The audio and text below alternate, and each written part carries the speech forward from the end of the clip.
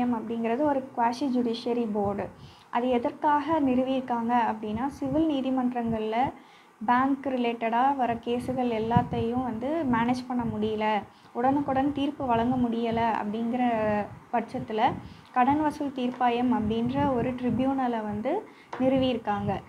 பேங்க்கில் கடன் வாங்கிட்டு 20 லட்சத்துக்கும் மேற்பட்ட தொகை இருக்கும் பட்சத்தில் அந்த அமௌண்ட்டை வந்து ரெக்கவர் பண்ணுறதுக்காக இந்த டெப்ஸ் ரெக்கவரி ட்ரிபியூனல் அப்படிங்கிற தீர்ப்பாயம் நிறுவியிருக்காங்க. 20 லட்சத்துக்கும் கம்மியான அமௌண்ட் இருக்கும்போது நம்ம சிவில் நீதிமன்றத்திலேயே அவங்க வழக்கு பதிவு செய்யலாம். 20 லட்சத்துக்கு மேற்பட்ட அமௌண்ட் இருக்கும்போது டிஆர்டியில் வழக்கு பதிவு செய்யலாம். அக்ரிகல்ச்சரல் ப்ராப்பர்ட்டியாக இருக்கிற பட்சத்தில் கடன் வசூல் தீர்ப்பாயத்தில் சர்ஃபாசிக்கு கீழே கண்டிப்பாக அதை வந்து ரெக்கவர் பண்ண முடியாது. ஒருவேளை ஒரு கொலாட்ரலாக அந்த ப்ராப்பர்ட்டியை கொடுக்கும்போது, ஒரு பிஸ்னஸ் லோனுக்காக அக்ரி ப்ராப்பர்ட்டியை வந்து கொலாட்ரலாக கொடுக்கும்போது கண்டிப்பாக நம்ம அந்த அமௌண்ட்டை வந்து ரெக்கவர் பண்ணுறதுக்காக இதை வந்து கொடுக்கலாம். டெப்ட் ரெக்கவரி ட்ரிபியூனல் பொறுத்த வரைக்கும் என்னென்னலாம் நம்ம பார்க்கணும், ஒரு பேங்க் சைட்லேருந்து பார்க்கும்போது என்னென்னலாம் கவனிக்க வேண்டிய விஷயம்னா, ஃபஸ்ட்டு டிமாண்ட் நோட்டீஸ் வந்து செக்ஷன் 13(2)க்கு கீழே அனுப்புவாங்க.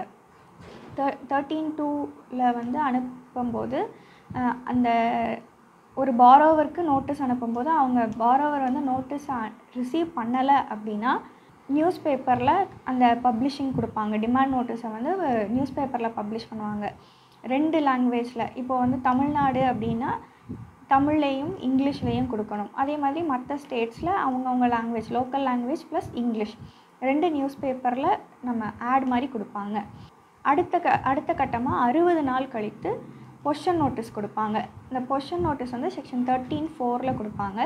பொஷன் நோட்டீஸ் அனுப்புனதுலேருந்து அடுத்த கட்டம் அவங்க என்ன பண்ணலாம் அப்படின்னா, டிஆர்டியில் வந்து ஓஏவாக ஃபைல் பண்ணி எங்களுக்கு பணம் கட்டலை, நீங்கள் வாங்கின கடன் தொகையை கட்டாமல் இருக்கீங்க அப்படின்னு நோட்டீஸ் வழக்கு பதிவு பண்ணி நோட்டீஸ் வரும், சமன்ஸ் அனுப்புவாங்க. அதே நேரத்தில் இந்த பணத்தை உடனடியாக நம்ம வந்து ரெக்கவர் பண்ணுறதுக்கு அந்த ப்ராப்பர்ட்டியை சிம்பாலிக் பொஷன் எடுக்கிறதுக்காக சிஜேஎம்மில் ஃபைல் பண்ணி பொஷன் ஆர்டர் வாங்கி அட்வொகேட் கமிஷனர் மூலயமா பொஷனும் எடுப்பாங்க. இதுதான் பேங்க் சைட்லேருந்து பண்ணக்கூடியது. அடுத்த கட்டமாக என்ன பண்ணுவாங்கன்னா, சேல் நோட்டீஸ் அனுப்பலாம். சேல் நோட்டீஸ் வரும்போது சேல் நோட்டீஸ் வந்து அதே மாதிரி 2 லாங்குவேஜில் இருக்கக்கூடிய நியூஸ் பேப்பரில் பப்ளிஷிங் கொடுப்பாங்க, ப்ளஸ் நோட்டீஸாகவும் நமக்கு வரும். சேல் நோட்டீஸ் வந்து அனுப்பி 45 நாளைக்குள்ளே எந்த நோட்டீஸாக இருந்தாலும் சரி, டிமாண்ட் நோட்டீஸை சேலஞ்ச் பண்ண முடியாது. அதே பொஷன் நோட்டீஸையும் சேல் நோட்டீஸையும் சேலஞ்ச் பண்ணி டிஆர்டியில் சர்ஃபாசிக்கு கீழே வழக்கு பதிவு செய்ய முடியும் பாரோவரால். அதே 45 நாளுக்குள்ளே அந்த கேஸை ஃபைல் பண்ணணும். இப்போ சிஜேஎம்மில் பொஷன் ஆர்டர் கொடுத்துருந்தாலோ அல்லது பொஷன் நோட்டீஸையோ இல்லை சேல் நோட்டீஸையோ இது எல்லாத்தையுமே வந்து டிஆர்டியில் வழக்கு பதிவு பண்ணலாம். வழக்கு பதிவு பண்ணி மெரிட்ஸ் இருக்கிற பட்சத்தில் டிஆர்டியிலேருந்து ஒரு வேளை சேலை வந்து ஸ்டே பண்ணி ஆர்டர் கொடுப்பாங்க. மெரிட்ஸ் இல்லை அப்படின்னா பேங்க்குக்கு சாதகமான ஆர்டரும் வர வாய்ப்புகள் இருக்குது. நம்ம ப்ராப்பராக லோனை கட்டிகிட்ருக்காங்க அப்படின்னா கண்டிப்பாக அந்த மெரிட்ஸ் பேஸ் பண்ணி ஆர்டர்ஸ் கொடுப்பாங்க. அதே மாதிரி இப்போ டிஆர்டியில் வழக்கு பதிவு பண்ணுறதுக்கு முன்னாடி அந்த எம்ஓடிடி, செக்யூர்டு எம்ஓடிடி இருந்தால் மட்டும்தான் ஓஏஓவோ இல்லை சர்ஃபாசிக்கு கீழே கண்டிப்பாக அந்த கேஸை எடுக்க முடியும். டிமாண்ட் நோட்டீஸ் அப்படின்னா, டிமாண்ட் நோட்டீஸ் செக்ஷன் 13(2).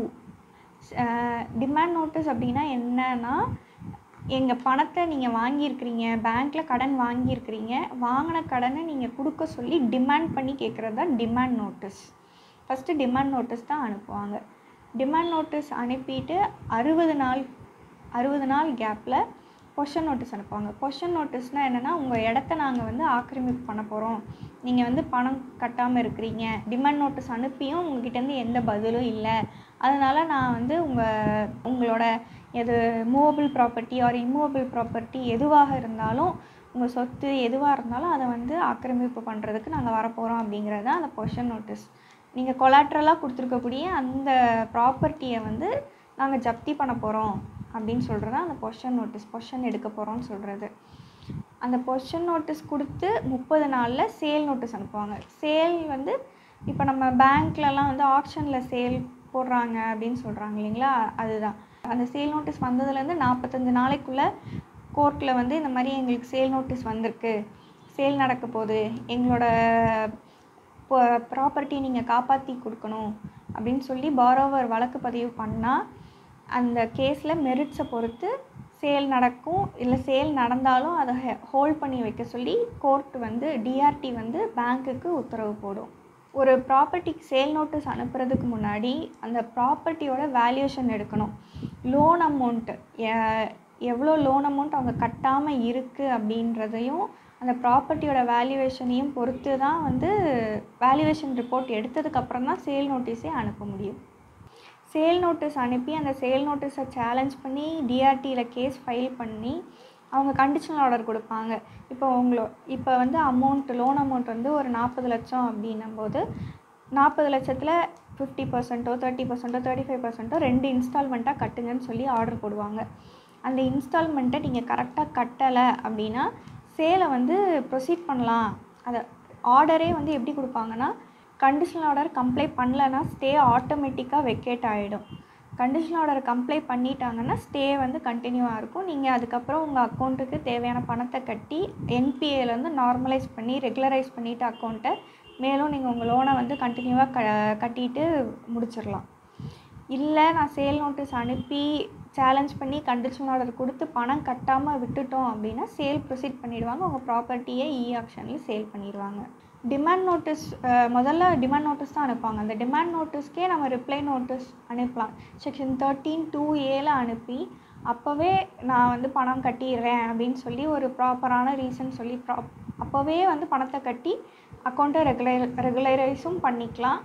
அப்படி இல்லாமல் ரெகுலரைஸ் பண்ண முடியலங்கும் போது தான் 60 நாள் கழித்து பொசிஷன் நோட்டீஸ்க்கு அப்புறம் 30 நாள் கழித்து சேல் நோட்டீஸ் அப்படின்னு சொல்லி ப்ரொசீடிங்ஸ் போயிட்டே இருக்கும்.